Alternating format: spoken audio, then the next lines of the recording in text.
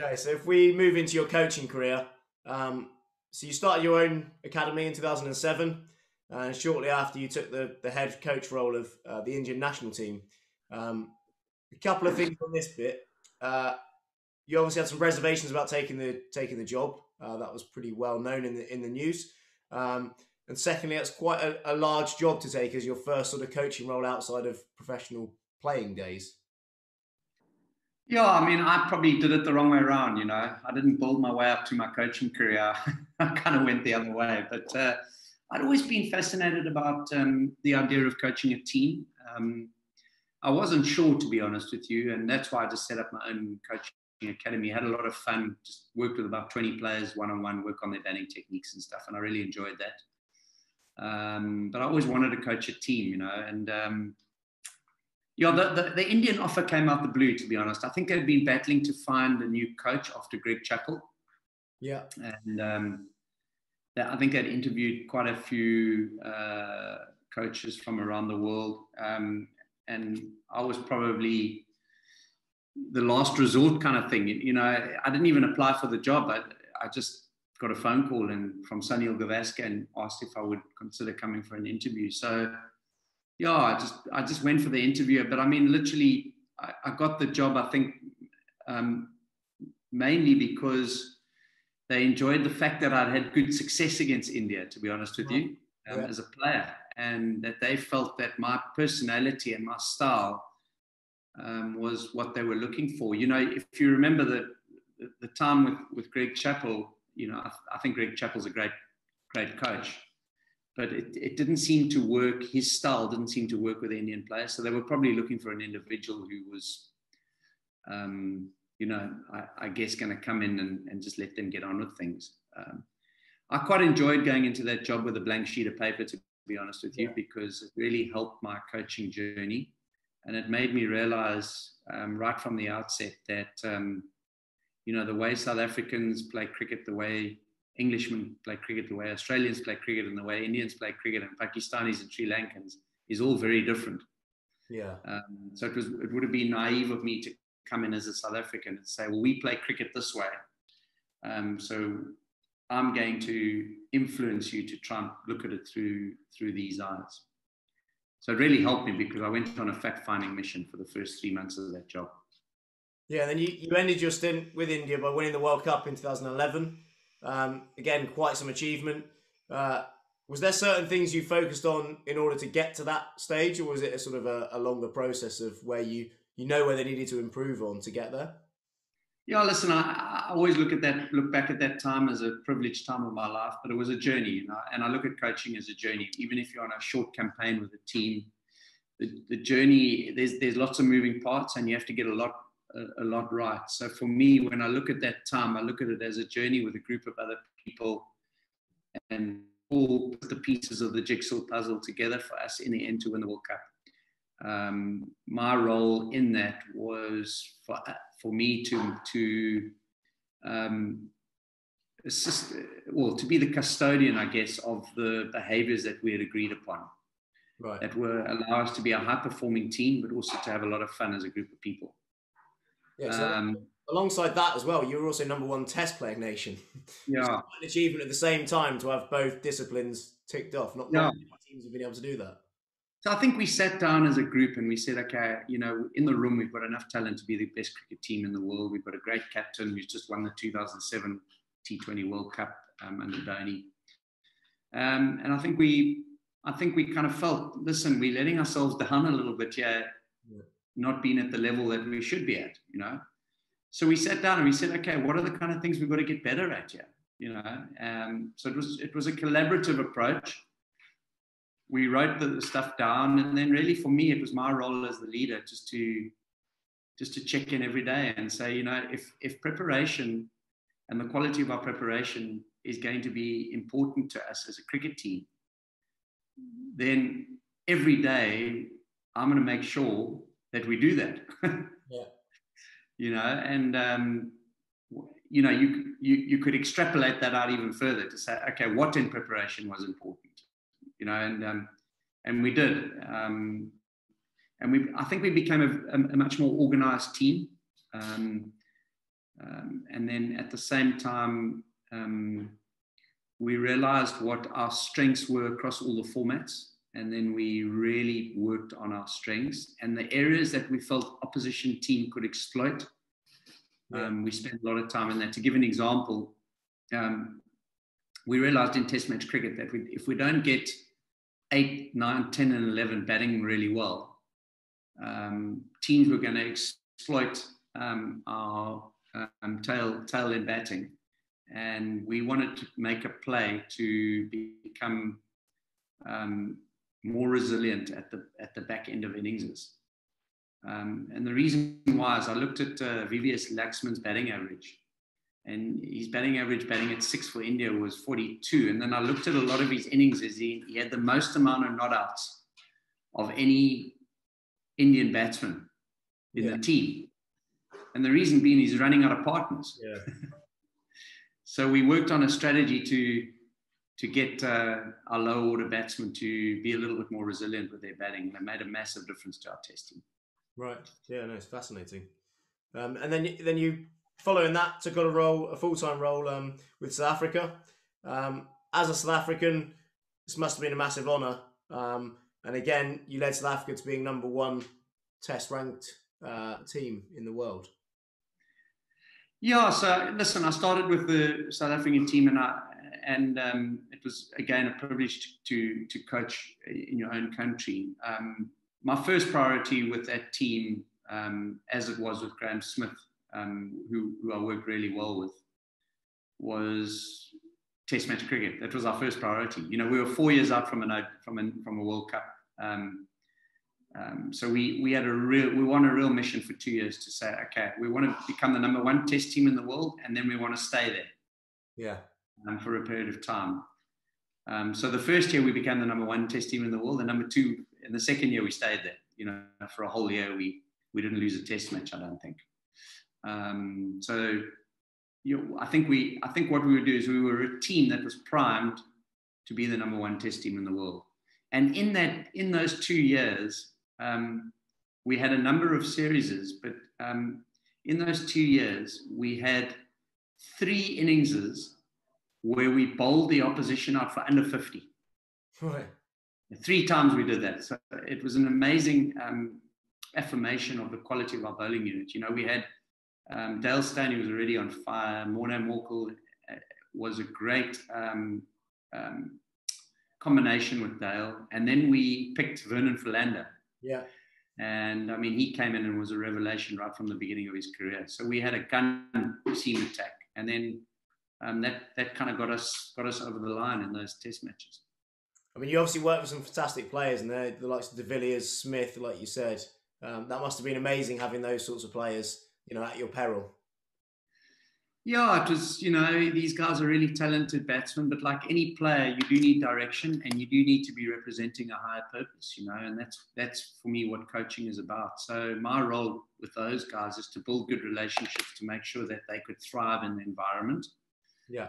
Which I would be pleased to say that I think most of them did. Make sure they thrive, and then, you know, and then put a system together that allows the team to thrive as well. And I think there's a lot of accountability and responsibility for senior players and talented players that they've got to play into that role as well. They can't just be, you know, siloed into their own performances. So it's fun working with those guys, but it's always fun working with them when the bigger picture gets realised. And then following South Africa, you actually moved into the franchise world of cricket. You were named Delhi Daredevils head coach. And then how did you find the difference between sort of franchise and international cricket? Very different. And for me, that was a real awakening in my coaching career because T20 cricket was demanding, you know, such a different style of coaching. I didn't have great success with Delhi at all, but I had great learning. You know, it was for me. I realized that it's going to demand a different style of coaching to me. The campaigns are only 8 weeks. You've got a whole bunch of new players from different cultures around the world. You come together, and 10 days later, you're playing your first match, and you've got to bang out wins because if you don't win early, you get into trouble in IPL. Yeah. So I think I learned a lot as a coach, and I realized that coaching is very different in that format. You know, it's become a lot more scientific now. There's a rich bank of data now that you can use to try and gain a competitive advantage against the opposition. You have to be a lot more organized as a coach. Recruitment is very important. In fact, recruitment is vital to the success of a team. I think there was a different demand on coaching. It took me a while to kind of get into it and learn about it.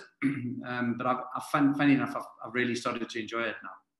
Yeah, and then you also got involved with the BBL with Hobart Hurricanes. How were the two difference in competitions? I absolutely love watching the BBL. I think it's a great competition, as much as the IPL. But how are the difference in the two? Yeah, so they're both fantastic competitions. I had 1 year with Hobart, and we had a great year. You know, the team battled the year before, and we made the final in that year. We lost in the final, but I think to get to the final was an amazing achievement for us. But I enjoyed that year because the BBL for me is a fantastic tournament. Remember that the visions of the IPL and the BBL are very different. The IPL was designed as a new format tournament that would bring a new fan base into the game. And that's proven to be very successful. And it was a new format that was going to revolutionize the game of cricket. The Big Bash was designed to grow the game of cricket in Australia. Yeah. So they wanted to keep it very domestic.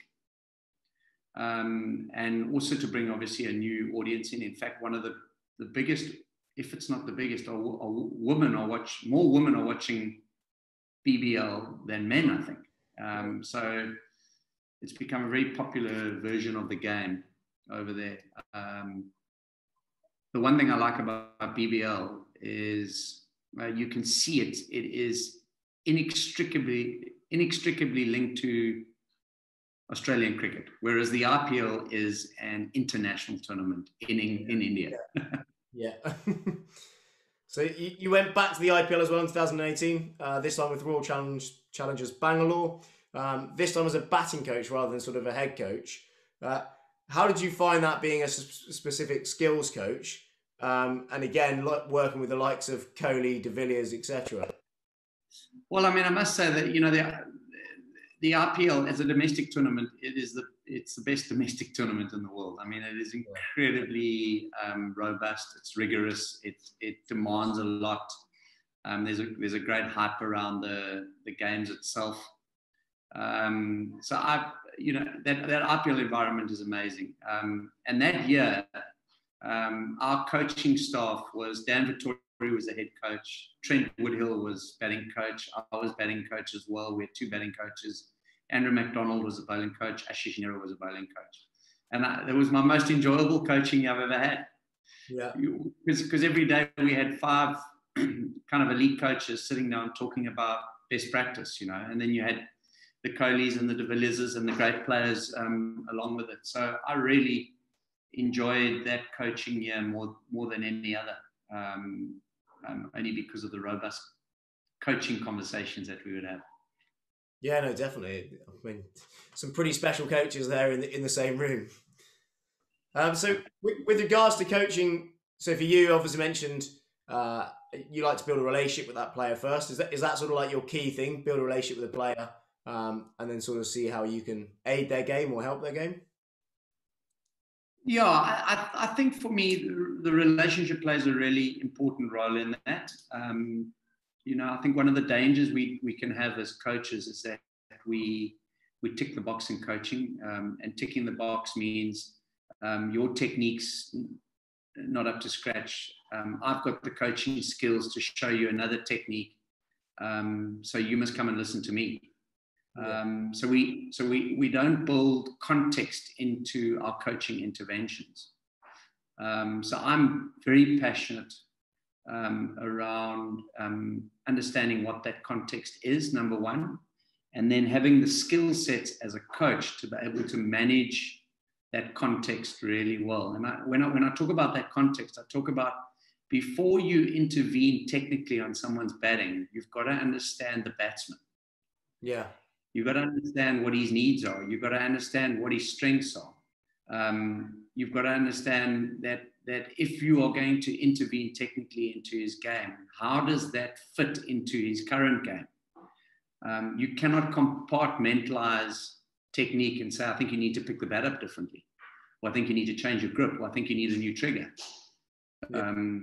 There's a whole relationship of trust that needs to unfold before you can even remotely begin a conversation of that seriousness, really. Yeah. Because to change someone's technique is a massive play, and you've got to be careful how you do it.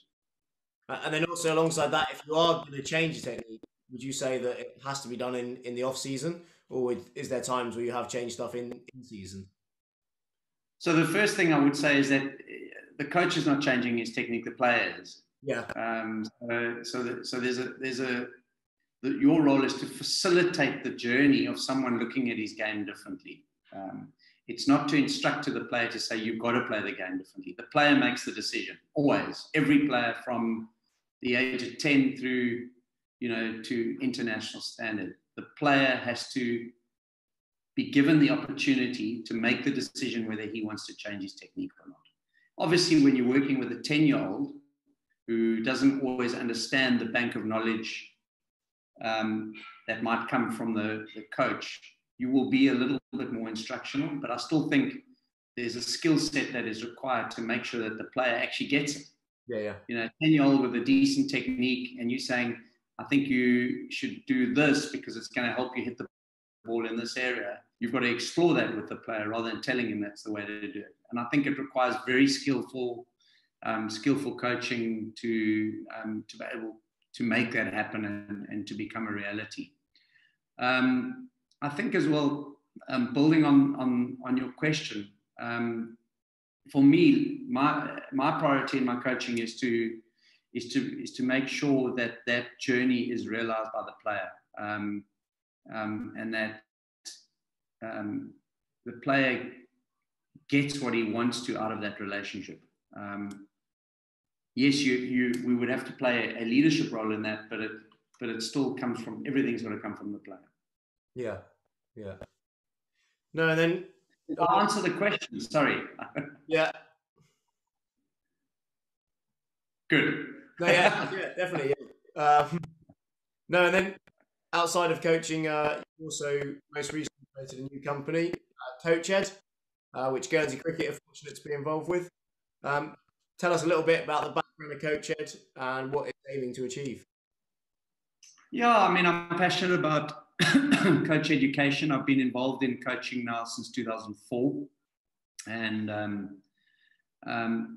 I've seen a lot through coach education that I question, to be honest with you.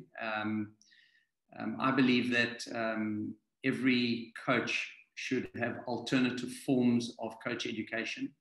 I think coach education is institutionalized at the moment, and there's certain mechanisms and ways you've got to do it. And, it doesn't always suit everyone, Yeah. So why can't there be other ways to become a good coach?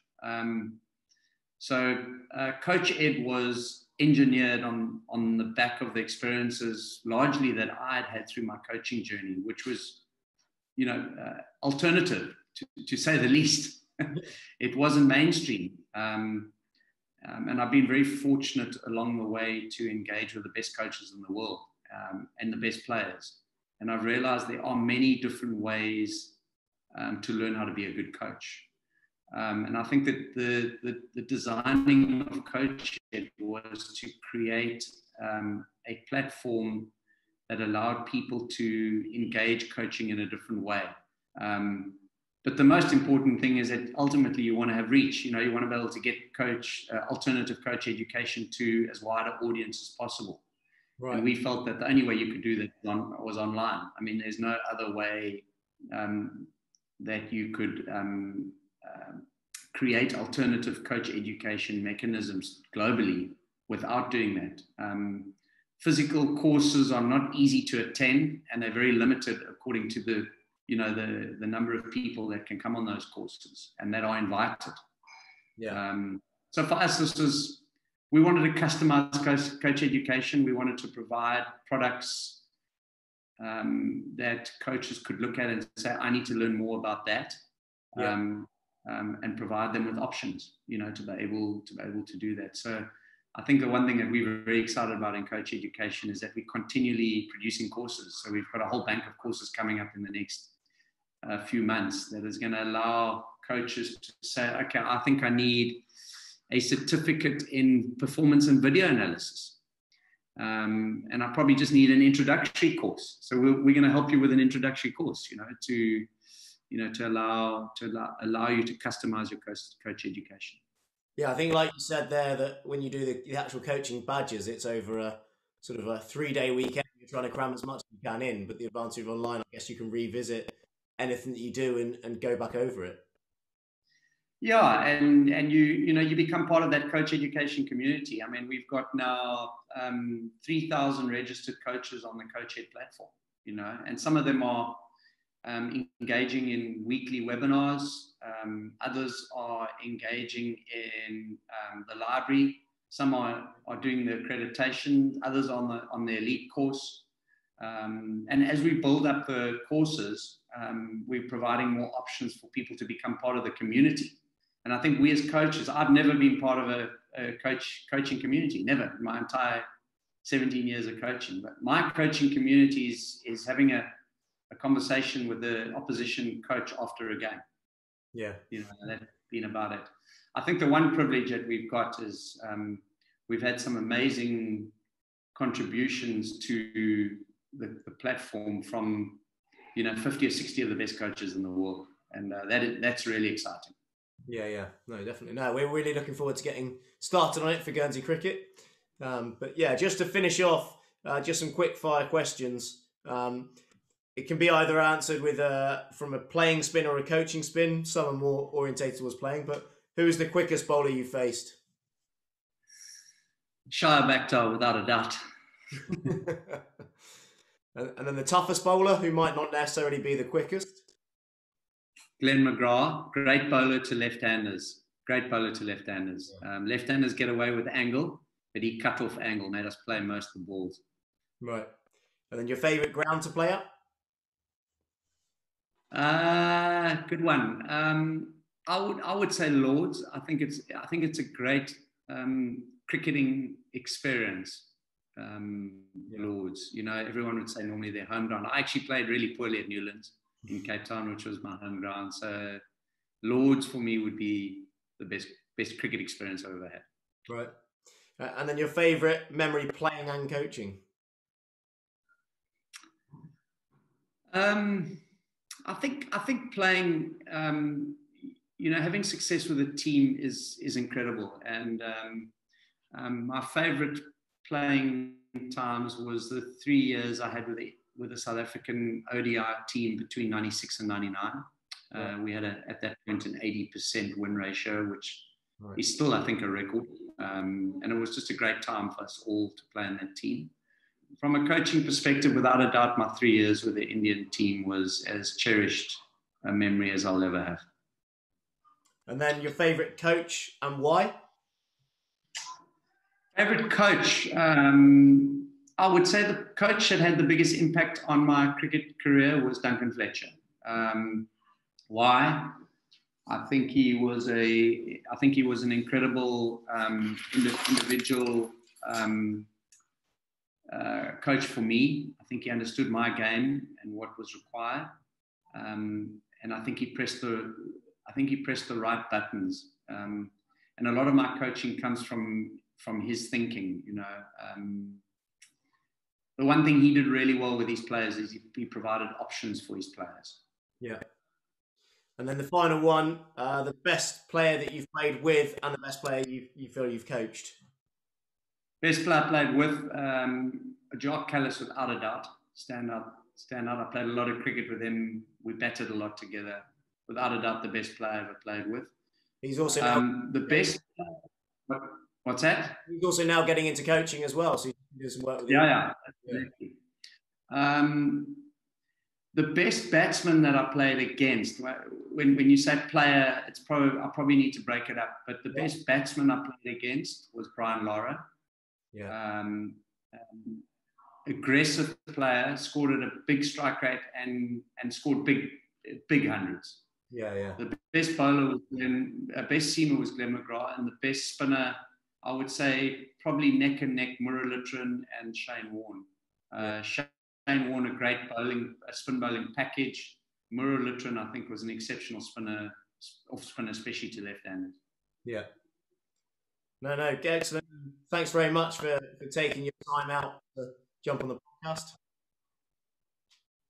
Only a pleasure, Ben. And you guys go well in your cricket, and it's great for us as Coach Ed to be part of your progress there, and glad to be adding value to your game.